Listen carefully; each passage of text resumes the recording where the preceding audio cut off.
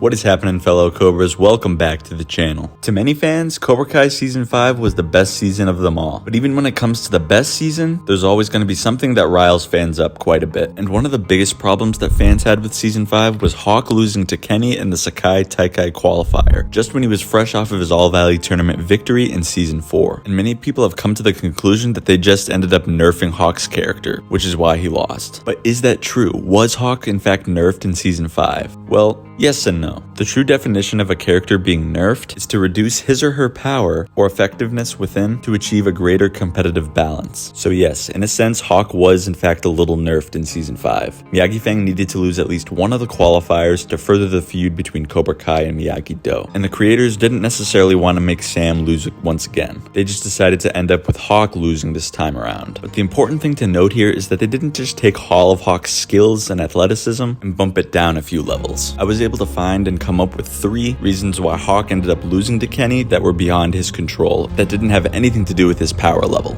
Number 1 being one of the more obvious ones, and that's that the referee was paid off once again by Terry Silver. Kenny used an illegal move on Hawk's leg that should have given him a point deduction or at least a warning, and one amazing kick by Hawk that should have been scored a point was ruled out of bounds by the referee even though it was clearly inbounds. And after Hawk was hit by the silver bullet from Kenny, the referee didn't even ask Hawk if he wanted to continue. He pretty much just called the match shortly after Hawk was hit while he was gasping for breath to try and answer whether or not he wanted to continue. He should have gotten at least a couple more minutes to recover from that kind of strike. It definitely shouldn't have gotten called without the consent for the fighter. If you don't have a neutral referee in a karate match, it can make it a heck of a lot more difficult for the fighter that the referee is ruling against to actually win the match. But that was just an obvious one. The next contributing factor I want to talk about is that Kenny was given extensive one-on-one training from Terry Silver, and he was learning a brand new technique that was very, very deadly. This is something that's probably on par with the pressure points techniques that Daniel and Chosen knows, and none of the other best fighters out of the kids knows, like Miguel, Robbie, and obviously Hawk. They don't have any deadly techniques of their own to bring to the table. So this gave Kenny an obvious advantage that the other fighters in Miyagi obviously did not have. But now the final piece of the puzzle that I want to talk about that contributed to Hawk losing to Kenny without including plot armor is something that a lot of people missed, is that after Kenny confronted Robbie for training Anthony, Hawk vowed to Robbie that he'll shut him up. But Robbie pointed out to Hawk that it was Silver talking and not Kenny, and that he should go easy on him during the match. So if you combine everything that we know, Hawk was going up against a fighter that he was going easy on against a crooked ref without knowing that Kenny learned a deadly technique that could cripple him. When you put all those eggs into one basket, it's going to make it super unlikely and difficult for anyone that's put in that situation to win. So once again, yes, you could argue that Hawk was nerfed a little bit, but it's more so a combination of a bunch of unfortunate aspects that Hawk just got dealt with. And the reason these things needed to happen was because of what everybody else is thinking right now.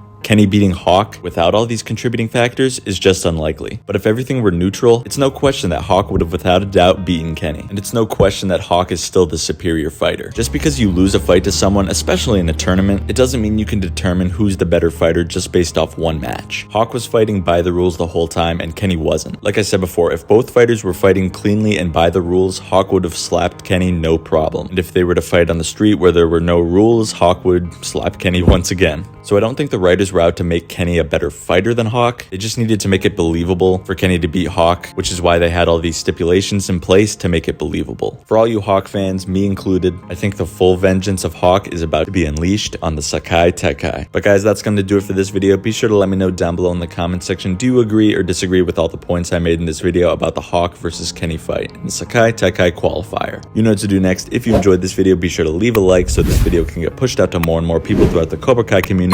And make sure to subscribe to Strike First Media, as there's plenty more updates on Cobra Kai Season 6 and videos on Season 5 that you're not going to want to miss. I also just want to give you all a huge thank you for 9,000 subscribers. This is absolutely insane. I can't believe we've made it this far. I simply just started out this channel to make silly little videos talking about Cobra Kai, and I can't believe where we're at now. But the grind doesn't stop here. 10K is not far away, guys. Thank you all so much for watching, and as always, I'll see you in the next one.